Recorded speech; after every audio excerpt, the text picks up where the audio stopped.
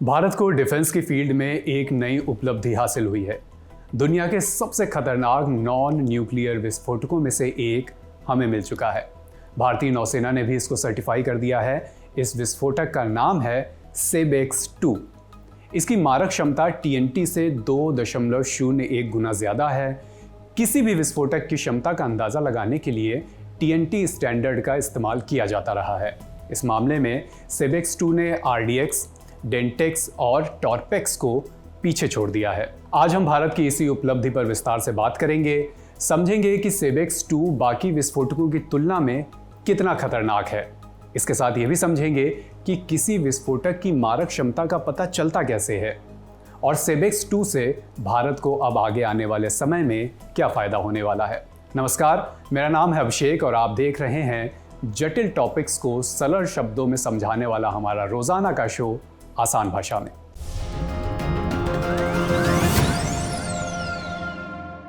सबसे पहले समझते हैं कि विस्फोटक होते क्या हैं।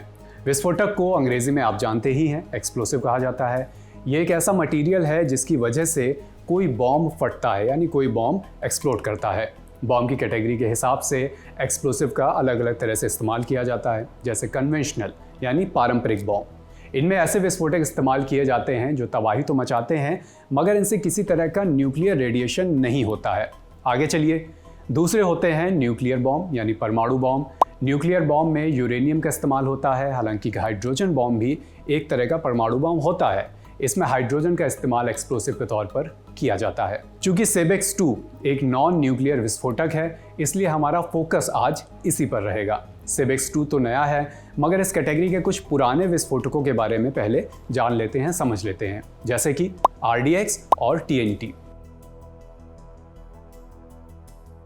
TNT इसका पूरा नाम है ट्राई नाइट्रोटोल्यूएन। ये केमिकल नेम है, लेकिन आप बिल्कुल चिंता नहीं कीजिए, हम केमिस्ट्री भी आपके लिए बिल्कुल आसान भाषा में समझाएंगे। देखिए, बॉम्ब की केमिस्ट्री कोई अलग नहीं होती है। जिन धातुओं से आपका हर पल सामना होता है, बॉम्ब भी उन्हीं से बनते हैं। जो धातु आपके खाने में है, या यूं कहें कि आपके अंदर है, वही बॉम्ब के विस्फोटक में भी है। किन किन धातुओं से बनता है TNT? गिनते जाइए। कार्बन, हाइड्रोजन और नाइट्रोजन। इन्हीं तीनों से बनता है आपका, हमारा खाना भी। लेकिन TNT के मॉलिक्यूल में इनका अरेंजमेंट थोड़ा अलग तरह से होता है, जिसकी वजह से TNT विस्फोटक हो जाता है। ये तो हुई केमिस्ट्री की बात। अब समझते हैं कि TNT की विस्फोटक क्षमता कितनी है। इसको एक छोटे से उदाहरण से आपको समझाते हैं। ब्रह्मोस मिसाइल आपने नाम सुना होगा। इसमें करीब 300 किलो विस्फोटक आ सकता है। अब अगर किसी जगह 300 किलो TNT फटे तो क्या होगा?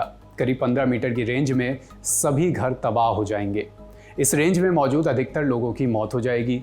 63 से 64 मीटर तक की रेंज में लोगों के कान के पर्दे भी फट सकते हैं। इतना भीषण विस्फोट इससे होता है।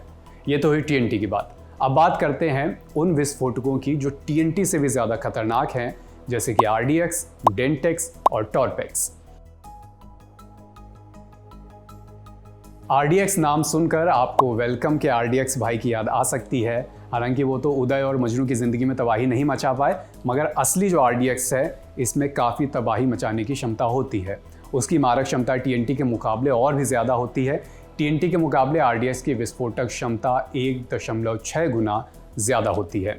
RDX के मॉलिक्यूल में कार्बन, हाइड्रोजन और नाइट्रोजन के अलावा ऑक्सीजन भी होता है। लेकिन फिर वही बात, इनका अरेंजमेंट ऐसा होता है कि RDX विस्फोटक हो जाता है। जबकि डेंटेक्स और टॉर्पेक्स, जिनका भी हमने पहले जिक्र भी किया, ये दोनों TNT के मुकाबले करीब 1.3 गुना ज़्यादा विस्फोटक क्षमता वाले होते हैं। दुनिया भर में ज़्यादातर कन्वेंशनल यानी पारंपरिक बॉम्ब में डेंटेक्स और टॉर्पेक्स का इस्तेमाल किया जाता है। लेकिन अब भारत में सेबेक्स SEBEX 2 ये भी बनकर तैयार है, जिसकी विस्फोटक क्षमता TNT के मुकाबले दुगनी होती है, 2 गुना तक ज़्यादा होती है। सेबेक्स 2 खास क्यों है, ये भी समझ लेते हैं। सेबेक्स 2 को नागपुर की इकोनॉमिक एक्सप्लोसिव लिमिटेड ने डेवलप किया है। इसकी मारक क्षमता तो बाकी विस्फोटकों से ज़्यादा है ही, ये एक हाई मेल्टिंग एक्सप्लोसिव भी है। अब इसका क्या मतलब होता है? जानकारों की माने तो इससे वॉरहेड्स, हवा में गिराए जाने वाले बम, गोले और दूसरे हथियारों की क्षमता काफ़ी बढ़ जाती है। इससे यह हथियार अपने टारगेट्स को ज़्यादा से ज़्यादा नुकसान पहुंचा सकते हैं अगर युद्ध की परिस्थितियों में इनका इस्तेमाल किया जाए। इस पूरे मामले को और भी विस्तार से समझने के लिए हमने कुछ जानकारों से बात की। उनसे हमने पूछा कि सेबेक्स 2, RDX, टॉर्पेक्स और डेंटेक्स जैसे विस्फोटकों से कैसे अलग है। किसी विस्फोटक की मारक क्षमता का अंदाजा कैसे लगाया जाता है, ये भी हमने जानकारों से जाना। एक कॉम्पोजिशन या उसका जो बनने का तरीका है वो हाई मेल्टिंग एक्सप्लोसिव के तरीके से ये बनता है, जो कि अभी तक इतना ज़्यादा विस्फोटक क्षमता के साथ कोई भी एक्सप्लोसिव दुनिया में मौजूद नहीं है। कोई भी विस्फोटक पदार्थ TNT की तुलना से मापा जाता है। अभी तक जो भी इंडियन मिलिट्री के पास, चाहे वो आर्मी हो, नेवी हो, एयरफोर्स हो, उनके पास एक्सप्लोसिव या विस्फोटक तुलना 1.3 TNT के मुकाबले था। जबकि जो ये नया सेबेक्स 2 बना है,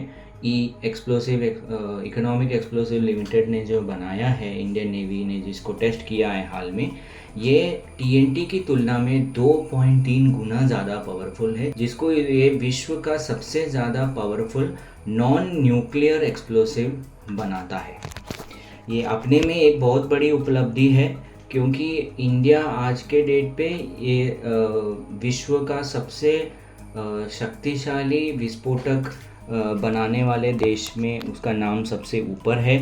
और ये भी माना जाता है कि ये विस्फोटक पदार्थ का काफ़ी बाहरी देशों में एक्सपोर्ट के लिए काफ़ी ज़्यादा इसकी मांग होगी। सेबेक्स 2 से भारत के डिफेंस सिस्टम को क्या फ़ायदा मिलेगा, ये भी हमने जानकारों से पूछा। उन्होंने क्या कहा, आप सुनिए। जो हमारी सेना है, चाहे वो जल, थल या वायु सेना हो, वो जो सेबेक्स 2 रासायनिक पदार्थ है, रासायनिक विस्फोटक पदार्थ है, उसके अपने नए जो आर्टिलरी शेल है, जो काफ़ी मात्रा में हम इंपोर्ट करते हैं, दूसरे देशों से लाते हैं, वो अब अपने देश में हम बना सकते हैं विश्व के सबसे ज़्यादा विस्फोटक पदार्थ ये सेबेक्स 2 को यूज़ करके। तो जब दुश्मन पे हम हमला करेंगे तो उसका ज़्यादा ही से ज़्यादा नुकसान होगा दुश्मन के लिए।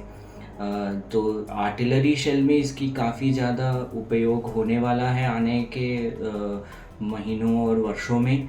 इसी के साथ में इसका पनडुब्बी के जो नौसेना यूज़ करती है, हमारे पनडुब्बी, उसके मिसाइल्स में भी, उसके जो मिसाइल होते हैं, टॉर्पीडोज़ होते हैं, उसमें भी इसको यूज़ किया जा सकता है। तो इस वजह से इसका हमारे सेना के तीनों जो विभाग हैं, जल सेना, वायु सेना और थल सेना, तीनों में इसका बहुत बड़ा उपयोग होने वाला है। आपने अलग अलग तरह के विस्फोटकों के बारे में जाना, आसान शब्दों में जानकार इस पे क्या मानते हैं और अलग अलग तरह के विस्फोटक कैसे बनते हैं, एक दूसरे से किस तरह से भिन्न हैं, ये भी हमने समझा। अब उम्मीद यही है कि इन तमाम विस्फोटकों की इस दुनिया को कभी भी युद्ध के हालातों में ज़रूरत ना पड़े। तमाम जो ऐसे विस्फोटक हैं, ऊर्जा जिनसे जनरेट होती है, ऐसे तमाम पदार्थ, इनका प्रयोग हमेशा कंस्ट्रक्टिव हो, ना कि डिस्ट्रक्टिव, ऐसी हम उम्मीद करते हैं। आप जुड़े रहिए दिल ललन टॉप के साथ। कल फिर किसी विषय पर आसान भाषा में चर्चा होगी। धन्यवाद।